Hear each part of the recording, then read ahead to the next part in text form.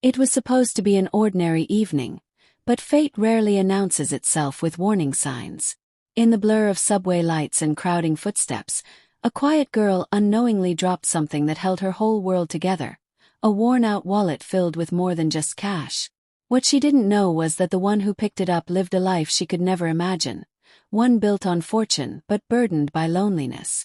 This is not just a story of lost and found. It's a tale of two souls, one hiding behind silence, the other behind gold. And it all began with a single misstep on a crowded train. Buddy. The subway was buzzing with the chaos of rush hour. The air was thick with impatience, people pushing past one another like raindrops down a windowpane. Among them was Anya, her head slightly bowed, eyes glued to the floor as if afraid of being seen. She had always been that way, soft-spoken, reserved, and almost invisible in a city that never stopped shouting. She clutched her old tote bag close to her chest, her fingers anxiously fiddling with the frayed zipper. Inside, nestled between her sketchbook and a half-eaten chocolate bar, was her wallet. It wasn't much, a faded brown leather square with a broken clasp, but it held her student ID, her metro pass, and most importantly, a photograph of her mother. That photo was the last she had after her mom's sudden passing 3 years ago. As the train screeched into the underground tunnel, Anya shuffled forward. The platform swelled with people. She squeezed herself into the corner of the last compartment and leaned against the cold metal pole. She hated the subway. Not because of the noise or the crowd, but because it reminded her of how small she was in the eyes of the world. She didn't realize the wallet had slipped out of her bag until she was 3 stops away from her destination. Her hand reached inside out of habit, brushing over her sketchbook, and then nothing. She froze. Frantically, she dug through the bag. Her breath caught in her throat. Her heart thumped like a desperate drumbeat. She looked around helplessly, trying to retrace her steps in her mind. The train had moved on. Back at the previous station, a tall figure stood staring down at something on the floor of the now empty subway car. It was a man in his early 30s, wearing a sleek black overcoat and gloves despite the mild evening air. His hair was tousled as if he'd run his hand through it one too many times. His name was Arjun Malhotra, and while the world knew him as the heir to a billion-dollar real estate empire, he knew himself only as a prisoner of expectations. The wallet lay face up, the photograph of a smiling woman peeking through a transparent sleeve. Arjun crouched slowly, picking it up with a hesitance that betrayed his usual composure. He studied the picture, then the worn stitching of the wallet, and finally the student ID that read, Anya Kapoor, Fine Arts, 2nd year. A flicker of something crossed his face. Was it recognition? No, not of the girl, but of a feeling. Arjun didn't usually take the subway. He didn't need to. But something about that day had made him reject his driver's offer. Maybe it was the emptiness of his penthouse, or the cold silence in his father's voice over the phone. He had spent his life surrounded by extravagance, parties, business meetings, designer everything, but none of it ever filled the void that clawed at his chest. He should have handed the wallet to the subway lost and found. That would have been the polite, expected thing to do. But instead, he slipped it into his coat pocket and walked away. Anya spent the rest of her evening retracing her steps, panic gnawing at her resolve. She stood on the platform for nearly 2 hours, scanning faces, hoping someone might have turned it in. But there was nothing. No wallet, no ID, no photo. She returned to her tiny rented apartment in tears. The photograph. God, the thought of losing it was like losing her mother all over again. The next morning, Anya sat at the university cafe, her untouched coffee growing cold. She barely heard her friend Mira speaking beside her, too lost in her own thoughts. That's when her phone buzzed. An unknown number. The message was short. I found your wallet. Let's meet. And a location, Rosewood Cafe across town. Anya's stomach flipped. Relief, curiosity, fear. Who was this person? She typed back cautiously. Can you leave it at the front desk? I'll pick it up. The reply was immediate. No. I'd like to return it in person. It's important. Anya hesitated. She wasn't one for strange meetings. But something about the phrasing. It's important. That photo. Maybe it had been damaged. Maybe. She agreed. Rosewood Cafe was one of those hidden gems in the city, tucked away between a bookstore and a florist, its windows fogged slightly from the warmth within. Anya stepped inside, heart pounding in her ears. Her eyes scanned the tables. And then she saw him. Arjun was sitting alone at the corner booth, a cup of espresso untouched before him. His presence was commanding yet unassuming, like a shadow in a room full of light. He stood as she approached. "You must be Anya," he said, his voice smooth but soft. She nodded cautiously. "You found my wallet." He reached into his coat and placed it gently on the table between them. Anya snatched it up immediately, opening it with trembling fingers. The photograph was there. Her eyes welled up. "Thank you," she whispered. Arjun sat down again. "I hope it's all intact." "I didn't touch anything." She looked up at him, then really looked. His eyes were dark, almost sad. There was something broken in them, something she recognized, something she carried too. "Why didn't you just drop it off at the station?" she asked, trying to keep her tone neutral. Arjun hesitated. I don't know. I suppose I wanted to meet the person who carried such a worn-out wallet like it was gold." She blinked, unsure how to respond. "I saw the picture," he added quietly. "She looked kind." Anya's voice cracked. "She was." There was a pause. Neither of them looked away. "I lost my mother too," Arjun said suddenly, as if confessing a secret. "Years ago. I didn't even keep a picture." Something shifted between them. The air grew heavier, not uncomfortable, but charged with something unspoken. Anya sat down. They talked about mothers, loss, the unbearable weight of memories. Arjun spoke of wealth like a chain. Of parties he never enjoyed. Of people who pretended to care. And Anya told him of art school, of the long nights working part-time jobs, of sketches no one ever saw. The minutes turned into hours. When she finally stood to leave, he asked, "Can I see one of your drawings someday?" She smiled just a little. "Maybe." What began with a lost wallet turned into the first thread of something unexpected. Two strangers from vastly different worlds, brought together by chance or fate. But their story was only just beginning. Because sometimes, what we lose leads us to what we truly need. And sometimes, the richest people in the world are the ones who feel the emptiest. Title: Shy Girl Loses Her Wallet on the Subway. The finder is a millionaire who hates his wealth. Part 2. A Sketch of Trust. 2,000 words. Introduction. When two wounded souls cross paths, the world quiets around them. But healing is never simple, and trust isn't built overnight. As Anya and Arjun's story unfolds, the simple act of returning a lost wallet sets them both on a journey neither was prepared for. A journey filled with doubt, hope, and the slow blooming of something too fragile to name.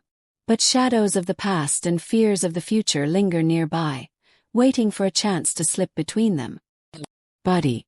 The days after their first meeting passed in a haze for Anya. She tried to throw herself back into her art, but she found herself distracted at every turn. She would be sketching a model in the university studio, only to find that her pencil had unconsciously traced a silhouette with messy hair and sad eyes, the man from the cafe. Arjun. She didn't know much about him, not really.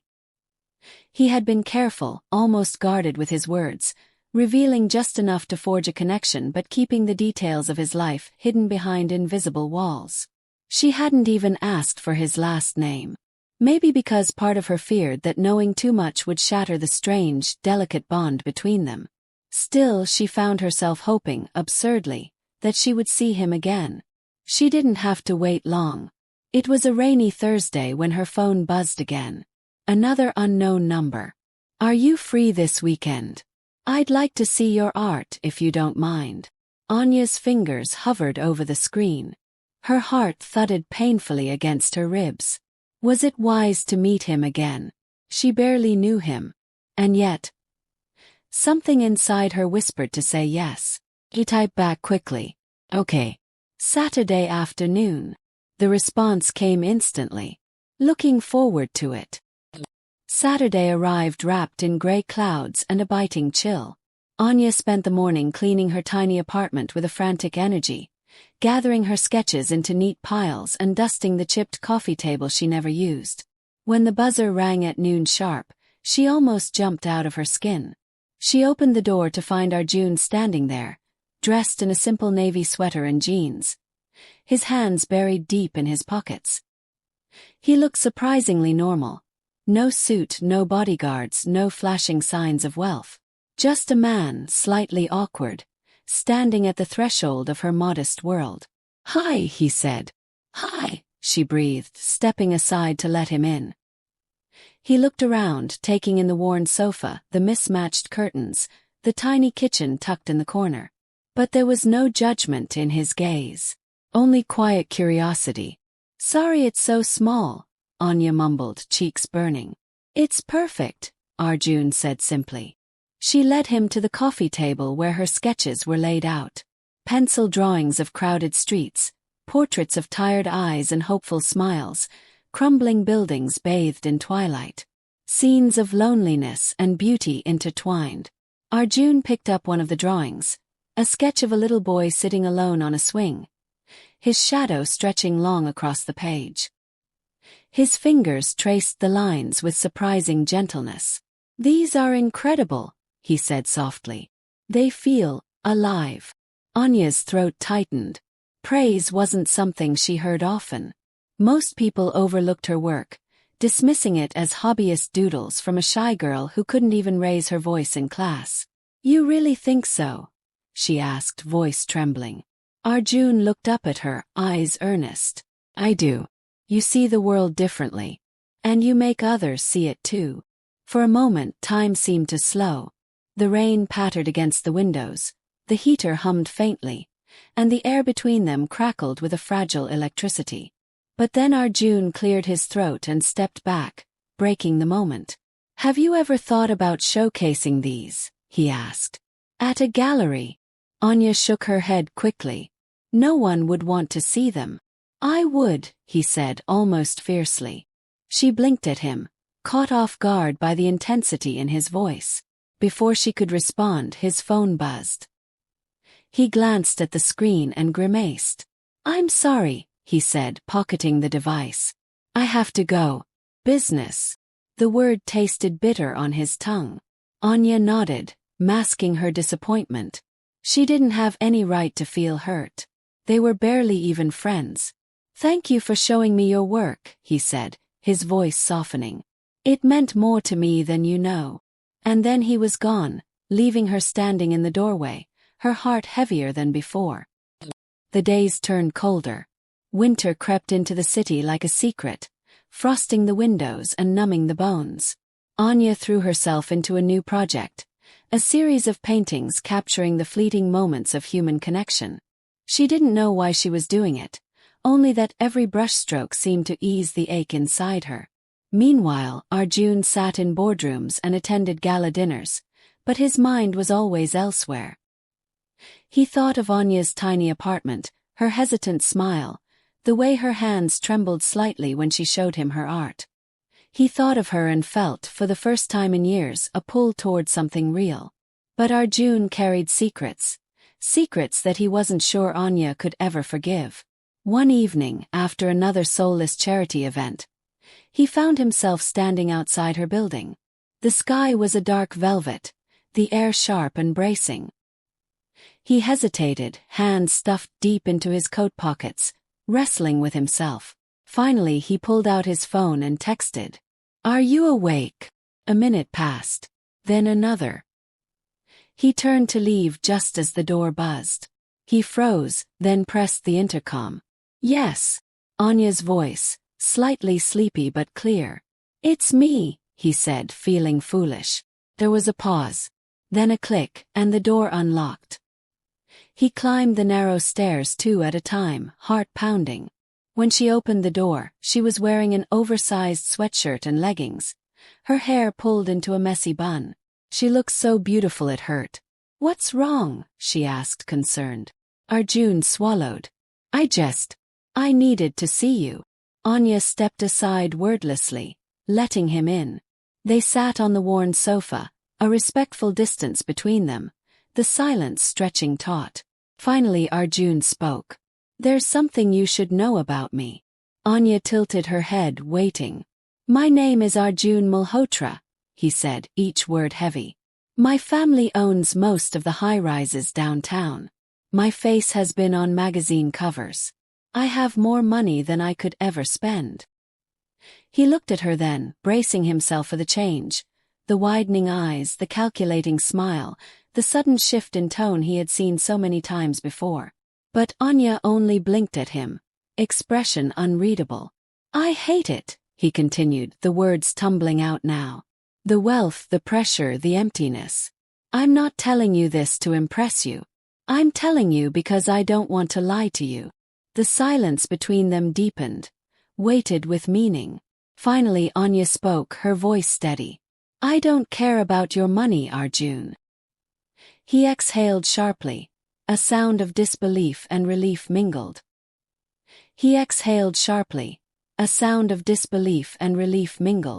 "I care about who you are when no one's looking," she added. "And from what I've seen, you're someone worth knowing." Arjun closed his eyes for a moment, the tension draining from his body. They sat there for a long time, two lonely souls finding solace in shared silence. And for the first time in years, Arjun felt a fragile, terrifying hope bloom inside him. But new beginnings are rarely simple. And when a heart begins to open, so too does the door to its deepest fears. Because the closer Arjun and Anya grew, the more dangerous the world around them became. And not everyone was willing to let a Malhotra heir disappear into the arms of a shy, struggling artist. The storm was coming. They just didn't know it yet. Every beautiful thing invites a shadow. Just when Arjun and Anya had found a fragile connection amidst the chaos of their lonely lives, reality sharpened its claws. In a world where wealth and influence rule, love becomes a battlefield.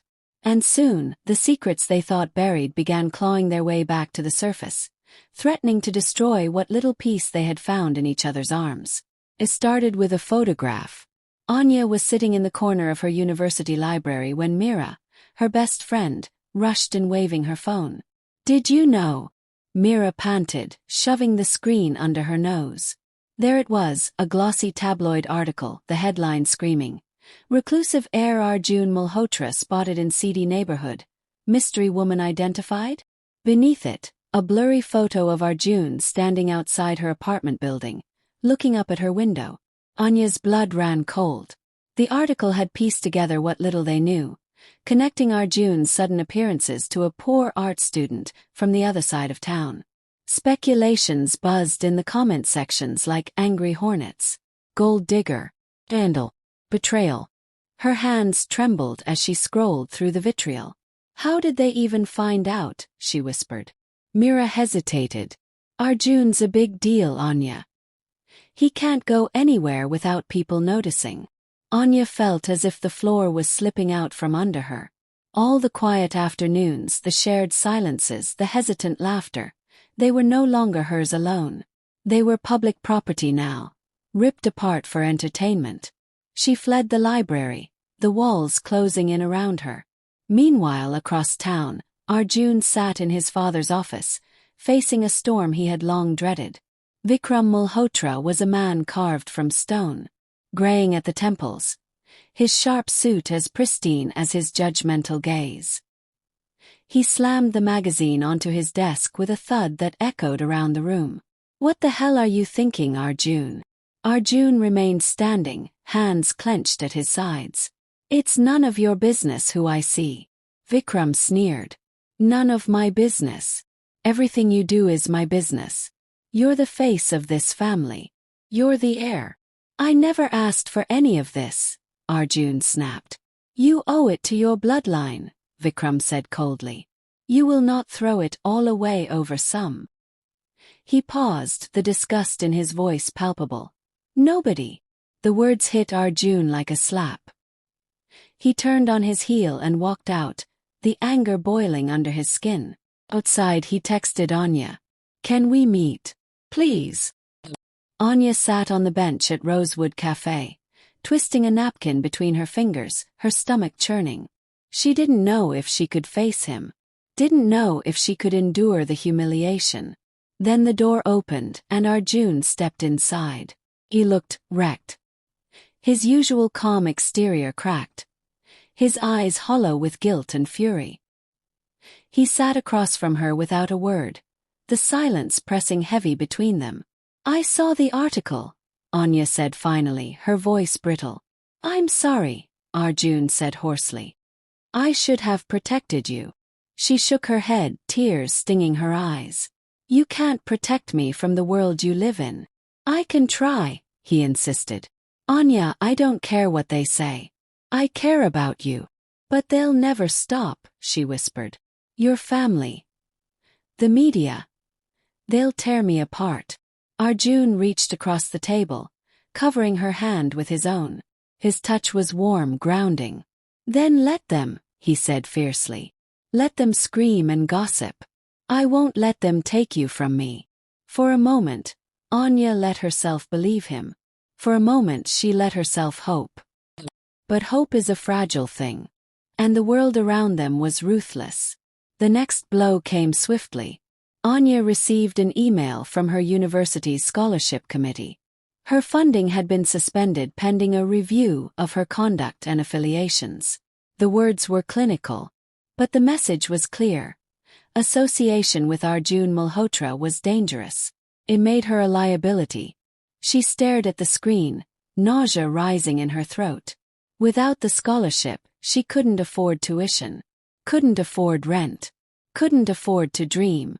Arjun found her that night, sitting on the steps outside her building, her face buried in her knees. She didn't look up as he sat beside her. "I'm sorry," he said again, his voice broken. "This isn't your fault," she whispered, though she wasn't sure she believed it. He reached into his coat and pulled out a folded piece of paper. "Blank check." "I can fix this," he said. "Let me help you." Anya stared at it as if it were a weapon. "I don't want your money, Arjun," she said, voice shaking. "I just wanted you." "You have me," he said desperately. "Anya, please." Tears blurred her vision. "I don't know if that's enough." He flinched as if she had struck him. Neither spoke for a long time. Finally, Anya rose to her feet. She looked down at him, this man who had everything and yet nothing that truly mattered, and shook her head slowly. "I need time," she said. And without waiting for a response, she walked away. The days that followed were a slow, excruciating unraveling. Anya withdrew from university, unable to pay the fees. She picked up extra shifts at the diner near her apartment, her dreams folding smaller and smaller inside her chest. Arjun, too, was drowning, in obligations, in guilt, in loneliness. His father had threatened to cut him off entirely if he continued seeing her. His board members whispered about damage control. His so-called friends treated Anya like a dirty secret he should dispose of. He refused. He sold his shares. He handed over his seat on the board. He walked away from the life that had imprisoned him. But by the time he made his way back to Anya's doorstep, the light had gone from her window. A neighbor told him she had moved out 2 days earlier. No forwarding address. No goodbye. Sometimes love isn't stolen by betrayal or anger. Sometimes it's eroded piece by painful piece, by the relentless pressure of a world that refuses to make room for it. Arjun stood there on the cold sidewalk, the city roaring indifferently around him, clutching the faded brown wallet she had left behind. Inside, the photograph of her mother smiled gently up at him. He closed his eyes, the weight of his choices settling heavy in his bones. But he wasn't ready to let go. Not yet. Because some things, some people, are worth chasing across the ends of the earth for. Even if it means facing the darkness within yourself first. Just like that. Time has a way of stretching the distance between two people, making the heart wonder if what was once real was only ever a beautiful illusion. Arjun and Anya, separated by forces beyond their control, carried each other in invisible ways. But not every lost thing stays lost forever. Sometimes the universe conspires to bring two broken souls back into orbit, though not without a cost. Anya's new life began in the small coastal town of Varshanagar, hundreds of miles from the suffocating chaos of Mumbai. The town smelled of salt and rain, its streets narrow and winding like a maze. Fishermen hauled their nets at dawn, children raced barefoot across the muddy alleys, and the ocean murmured constantly in the background, a sound like a heartbeat she was trying to sync her own with. She rented a tiny room above an old bookstore owned by an aging widow named Mrs. D'Souza, who offered her tea and quiet smiles but never pried. Anya found work sketching portraits for tourists and selling handmade postcards at the pier. It wasn't much, but it was enough. Enough to eat. Enough to survive. Not enough to forget. Every evening, as she washed her brushes or counted her meager earnings, her mind wandered to Arjun, where he might be, if he was still fighting for the life he wanted, or if he had surrendered to the one he was born into. She tried not to wonder if he missed her. Tried and failed. Arjun, meanwhile, had become a ghost in the city he once ruled. He no longer attended galas or meetings. The Malhotra name still carried weight, but he had abandoned the golden cage willingly. His fortune remained intact, but his heart was a hollowed-out thing. He spent his days searching, first through old contacts, then through private investigators. He traced every lead, every rumor, following whispers like a man lost in the desert chasing a mirage. Months passed. Each dead end chipped away at him. Until, one evening, a break came in the form of a wrinkled old man selling roasted peanuts outside his former office building. "She used to ask me about small towns," the vendor said, scratching his chin thoughtfully. "Places by the water." Said she wanted to disappear. It wasn't much, but it was enough. Arjun packed a bag that night and drove until the glittering city lights faded into nothingness behind him. He didn't know what he was chasing anymore. Her forgiveness, her love, or just the slim hope that she hadn't completely erased him. Varshanagar greeted him with pouring rain. His car struggled through the flooded streets until he finally parked near a crooked sign that read, "Seaside Books." He didn't know why he was drawn to it. Maybe it was the warm light spilling onto the wet sidewalk. Maybe it was something deeper. He pushed open the door, a small bell chiming overhead. The shop smelled of damp paper and sea air. Stacks of novels leaned precariously against faded walls. A short woman with silver hair looked up from behind the counter. "Lost, dear?" she asked kindly. Arjun hesitated. Then quietly, "I'm looking for someone." She studied him for a long moment, as if weighing his soul. Finally, she nodded toward the narrow staircase at the back of the shop. "Upstairs. Room 3. His chest tightened painfully. He climbed the creaking steps, each footfall heavy with hope and dread. At the top, he found a faded wooden door. Room 3. He raised his hand to knock, but froze. What if she didn't want to see him? What if he had broken her too deeply? The rain drummed against the roof, a steady, desperate sound. Finally, he knocked once. The door creaked open. And there she was, Anya. Her hair was longer now, curling slightly at the ends. She wore a simple white kurta stained with paint, her hands smudged with charcoal. For a long, breathless moment, neither of them spoke. 1,000 emotions flickered across her face. Shock, anger, fear, longing. Then she said the one thing he hadn't prepared for. "You shouldn't have come." Arjun's throat tightened. "I had to," he said hoarsely. "I had to find you." Anya shook her head, stepping back. "You don't understand," she whispered. "I was finally learning to breathe again." He stepped into the room anyway, unable to stay away. "I don't want to take that away from you," he said. I needed you to know. I left it all behind." She laughed bitterly. "So what? You gave up your fortune, And now you think that fixes everything. I didn't do it for you, he said, voice low. I did it for me. 'Cause you showed me who I really was. Who I could be. Anya wrapped her arms around herself, as if warding off his words.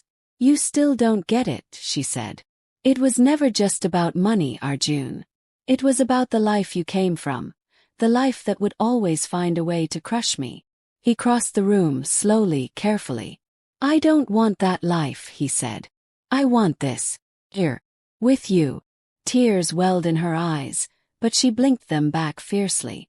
And what happens when the world finds us again? She demanded. When the media comes. When your family comes. He reached into his pocket and pulled out the faded brown wallet. The one he had found on the subway all those months ago. The one that had started it all. He held it out to her, trembling. I don't have the answers, he said. I just know that I found something priceless the day I found this. Her breath hitched. Slowly, she stepped forward, taking the wallet in her hands. It was worn now, battered by time and grief and hope. Much like them. She looked up at him, eyes shining. You're a fool, she said softly. He smiled, broken and beautiful. For you. Always. And then, finally, she closed the distance between them. Her hands curled into his shirt, her forehead pressed against his chest.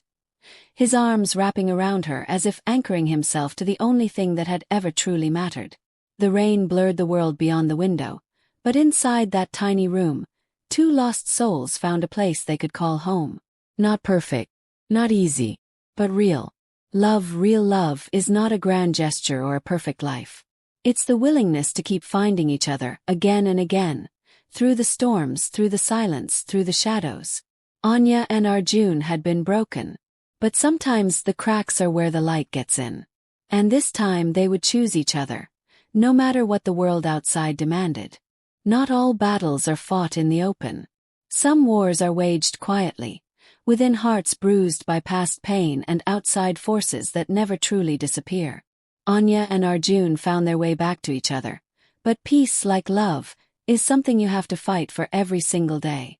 And when life delivered its harshest blow, they would have to decide, was their fragile bond strong enough to survive the storm? The days in Varsha unfolded like pages in a forgotten novel, simple, tender, and full of the kind of beauty Anya once thought was only found in paintings. She and Arjun rented a modest little house near the beach, with cracked windows and a roof that leaked whenever the rain got too bold. They filled it with second-hand furniture, cheap art supplies, and late-night conversations whispered under flickering candlelight when the power inevitably went out. They found a rhythm, a life stitched together not by wealth or expectation, but by choice.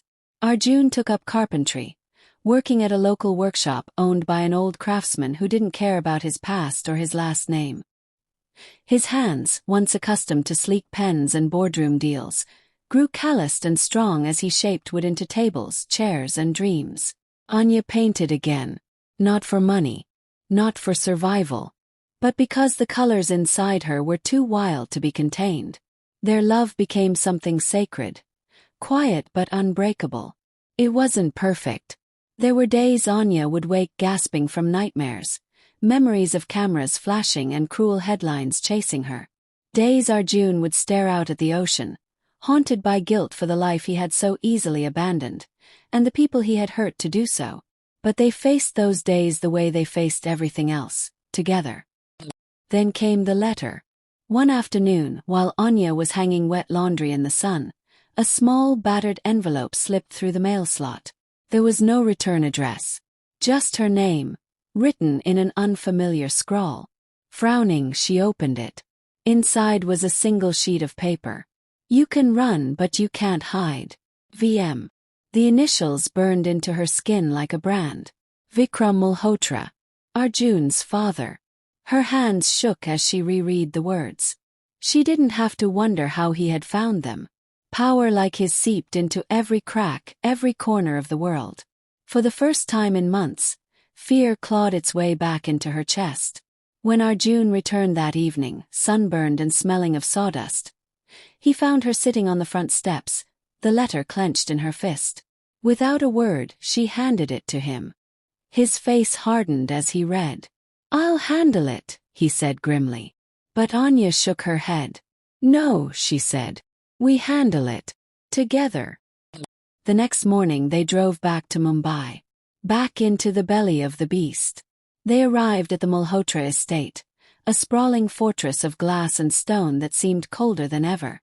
Vikram was waiting in his study, surrounded by shelves of untouched books and a fireplace that hadn't seen warmth in years. He looked up, a ghost of a smile playing at his lips. "Ah," he said. "The prodigal son returns. And he brings his charity case with him." Arjun bristled, but Anya placed a calming hand on his arm. "We're not here for a fight," she said evenly. "Just say what you have to say." Vikram rose from his chair, circling them like a predator. "You think love will protect you," he sneered. "You think walking away from your fortune changes anything? You are still my son. And as long as you carry that name, she will never be safe." Arjun stepped forward, fists clenched. "Then take the name," he growled. "Take it, take everything." "I don't want it." "You naive boy," Vikram hissed. "You think the world cares about paperwork and declarations. You are marked. You always will be." A heavy silence fell. Then Anya spoke. "No," she said, voice steady. "He's not. Not anymore." She pulled a folder from her bag and placed it on Vikram's desk. Inside were legal documents Arjun had quietly prepared over the past few months, formally severing ties to the Malhotra fortune, the estate, and all business holdings. Final. Irreversible. Vikram's face paled as he flipped through the pages. "You would destroy everything your ancestors built," he whispered. Arjun's voice was calm. "I would destroy anything that tried to destroy her." For the first time, Vikram looked truly afraid. Because he realized, perhaps too late, that love was a power he could never control. Without another word, Arjun took Anya's hand and led her out of the house. They didn't look back. Not once. They returned to Varsha Nagar as the sun was setting, the sky painted in wild shades of orange and crimson. That night, as they lay tangled together under the leaking roof, Anya whispered, "Are you scared?" Arjun kissed her forehead. "Terrified," he said. "But it's the first time it's been worth it." She smiled against his chest. They fell asleep to the sound of the rain, and the quiet, certain beat of two hearts finally at peace. Love isn't about wealth, status, or the absence of fear. It's about choosing each other again and again, even when the world tries to tear you apart. Anya and Arjun had lost everything society told them was valuable. And in doing so, they found the only thing that truly was each other. And that was more than enough. Always had been. Always would be.